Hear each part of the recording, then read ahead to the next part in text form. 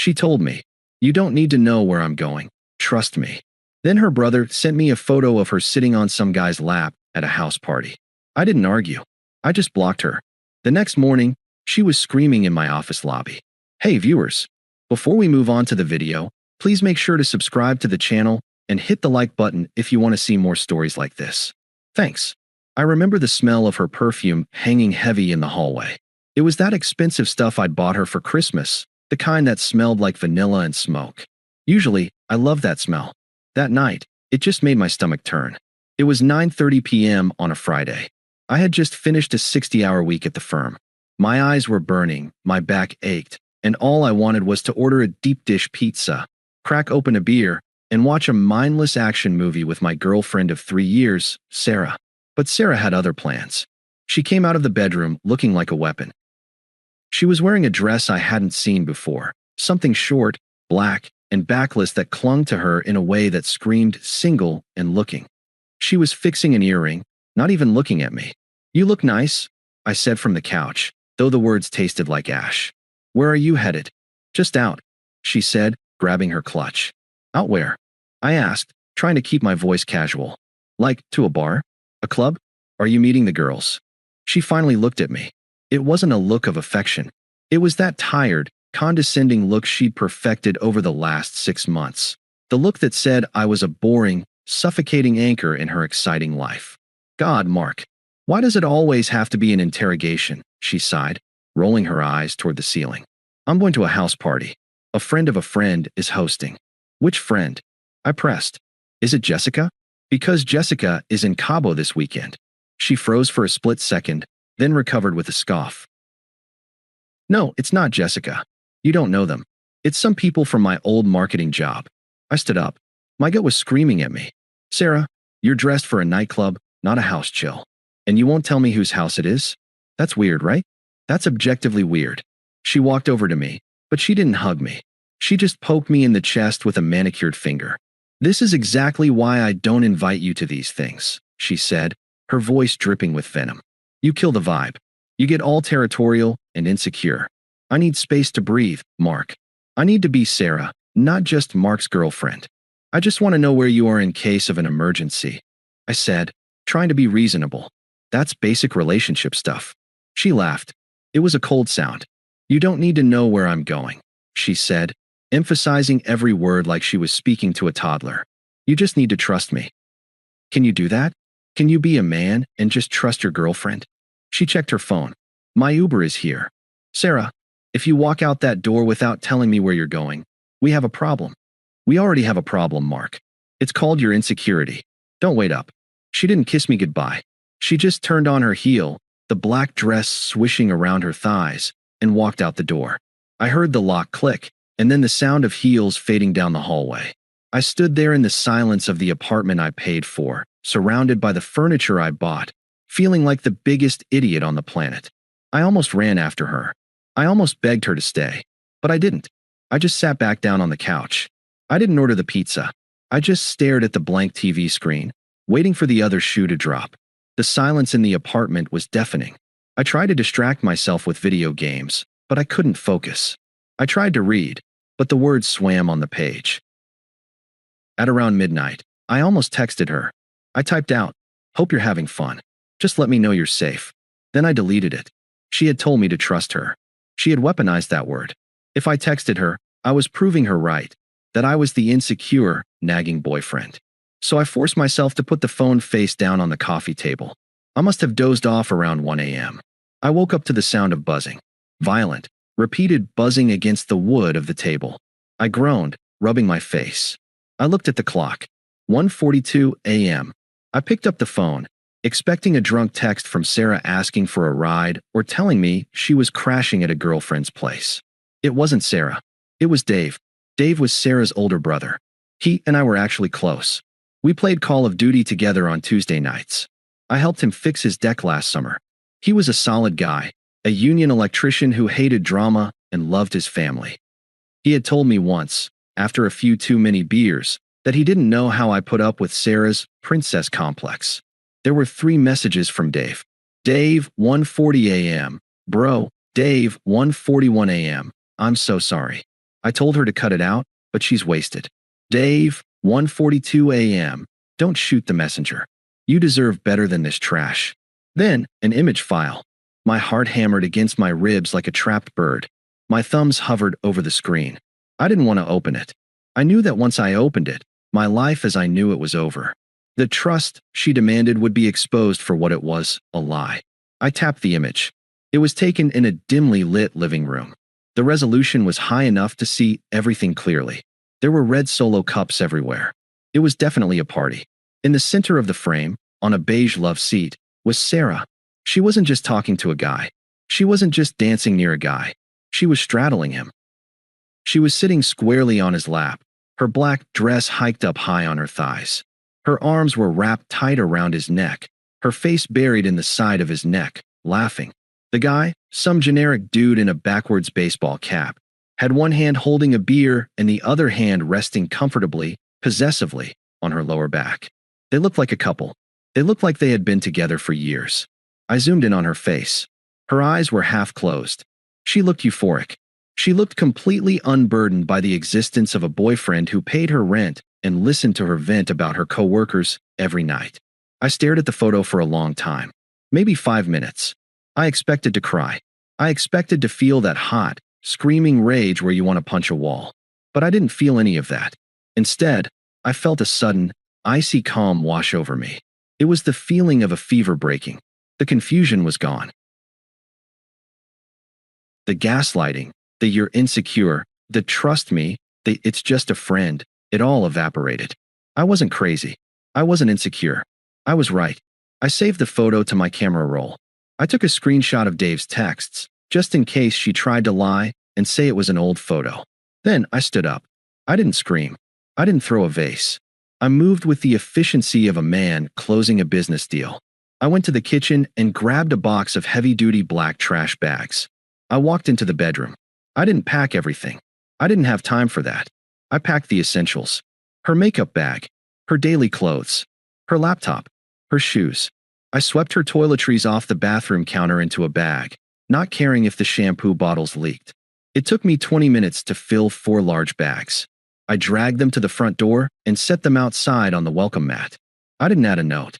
A note would imply there was something left to say. I came back inside. I went to the front door. I engaged the deadbolt. Then, I engaged the security chain. I sat down on the couch and picked up my phone again. I opened her contact. Block. I opened Instagram. Block. I opened Facebook. Block. I opened Snapchat. Block. I texted Dave back. Thanks, man. I owe you one. Seriously. Then I put my phone on Do Not Disturb, walked into the bedroom, and laid down in the middle of the bed. It felt bigger now. Cleaner. She had told me I didn't need to know where she was going. She was right. And now, she didn't need to know where I was going, either. I closed my eyes, and, for the first time in months, I slept like a baby. The real show was going to start in the morning, and I needed to be rested. I woke up at 6 a.m. without an alarm. That hadn't happened in years. Usually, I woke up to Sarah's snoozed alarm going off 4 times, or her tossing and turning because she was stressed about a presentation she hadn't prepared for. But this morning, the apartment was still. It was a heavy, peaceful stillness. I sat up and stretched. My back didn't hurt. My head was clear. It was strange. I knew I should be devastated. I knew the societal script said I should be curled up in a ball, weeping over the betrayal. But the truth was, I felt lighter. It was as if I had been carrying a backpack full of rocks up a mountain for 3 years, and someone had finally cut the straps. I reached for my phone on the nightstand. 47 missed calls. 12 voicemails. Blocked messages, hidden. The notifications were a wall of red. She had started calling around 8 a.m., which meant she hadn't come home last night. She had stayed with him. She had woken up in a strange bed, probably hungover, reached for her phone to check in with her safety net, me, and hit a digital wall. I didn't listen to the voicemails. I didn't check the blocked texts. I didn't care what her excuse was. Was she going to say her phone died? That she fell asleep on a couch? That the photo was photoshopped? It didn't matter. The court of my opinion had already adjourned, and the verdict was final. I got out of bed and started my routine. I showered. I shaved.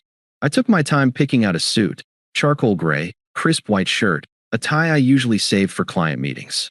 I wanted to look sharp. I wanted to feel armored. When I opened the front door to leave for work, the black trash bags were still there on the mat, exactly where I had left them. She hadn't even come back to the apartment yet. She had gone straight from the party to wherever she was now. I stepped over the bags, locked the door, and walked to my car. The drive to the office was silent. No radio, just the hum of the engine. I thought about the word trust. She had used it like a shield, hiding behind it to do whatever she wanted. She wanted the freedom of a single woman with the security of a committed relationship. She wanted me to pay the rent and kill the spiders, but she wanted to sit on another man's lap and feel the thrill of the new. She wanted to have her cake and eat it too. Well, I had just taken the cake away. I pulled into the parking garage at 8:30 a.m. I grabbed a coffee from the lobby cafe. I took the elevator up to the 14th floor, greeted the receptionist, Linda, with a genuine smile, and sat down at my desk. I was productive. I answered emails. I reviewed spreadsheets. My coworkers asked me how my weekend started, and I said, surprisingly refreshing. I was in the zone. I was moving on. Then, at 10:15 a.m., the phone on my desk rang. It was Linda from the front desk. Her voice was hushed, uncomfortable. Mark? I'm really sorry to bother you. What's up, Linda? There's a woman down here. Sarah? She says she's your girlfriend. Mark? She's causing a bit of a scene. She's demanding to see you. She says it's a medical emergency, but… Linda paused. She doesn't look injured. She just looks upset. I sighed. I looked at the spreadsheet on my screen. I really didn't want to deal with this. Is security there? I asked. Jeff is standing by, yes. Okay, I said, my voice steady. Tell her I'm coming down. But Linda? If she screams, have Jeff remove her. Understood. I hung up the phone. I adjusted my tie in the reflection of my monitor. Then, I stood up and walked toward the elevators. I wasn't going down there to argue. I was going down there to close the file. The elevator ride down felt like it took an hour, though it was only 30 seconds. When the doors slid open, the cool, conditioned air of the lobby hit me. Our office lobby is all glass and polished marble. It's a place of business. Lawyers, accountants, and consultants walk through there in $1,000 suits, speaking in hushed tones about mergers and acquisitions. And there, in the middle of this pristine environment, was Sarah. She was a visual car crash.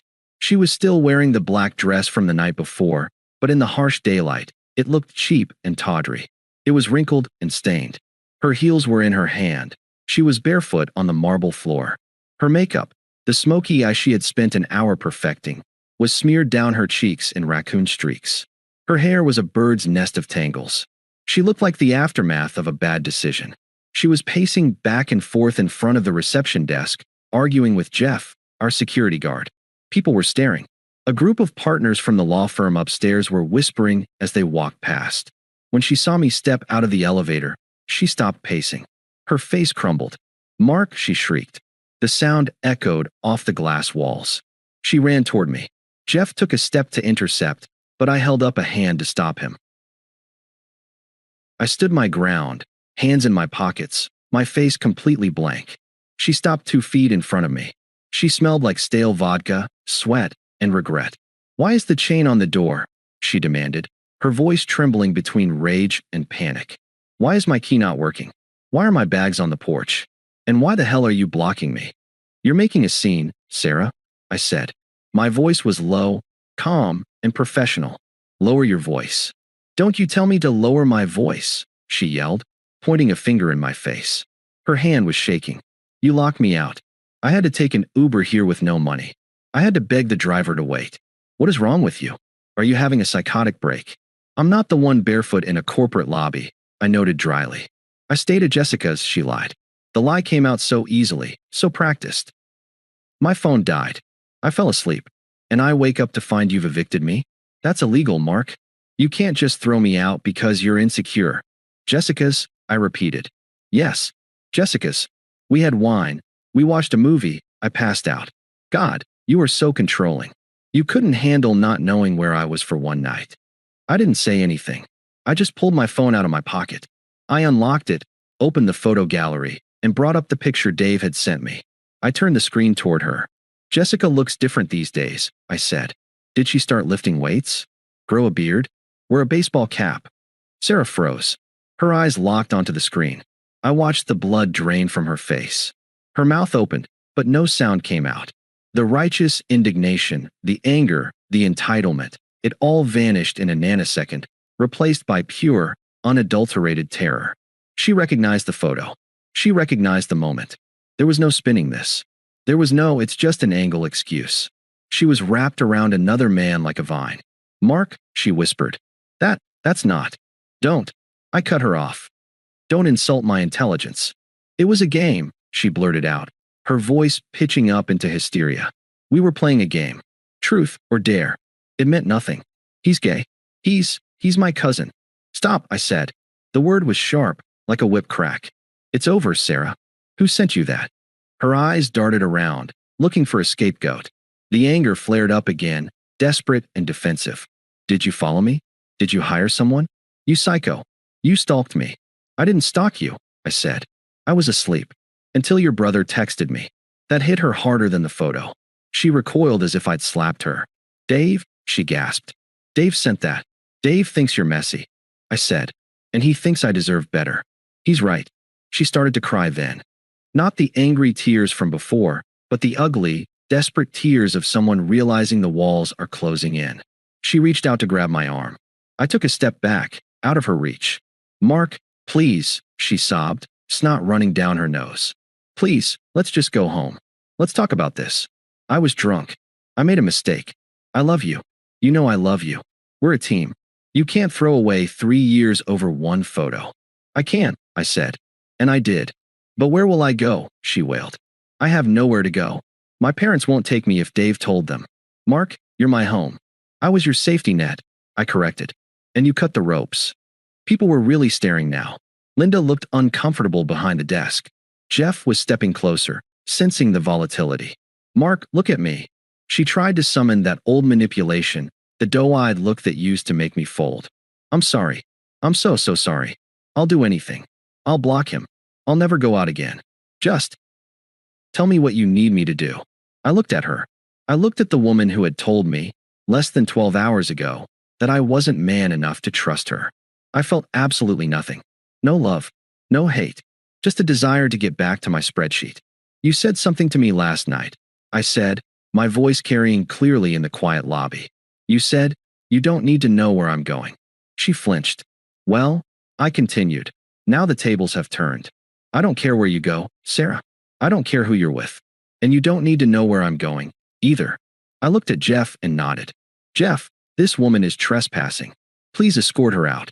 "No," Sarah screamed as Jeff moved in, grabbing her arm firmly but professionally.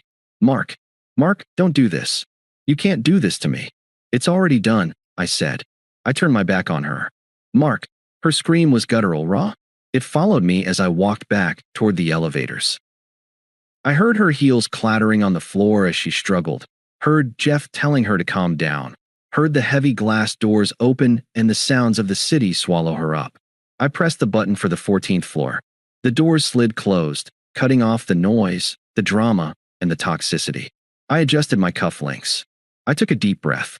The elevator started to rise, and for the first time in 3 years, I felt like I was truly going up. The fallout wasn't an explosion. It was a slow, pathetic crumble.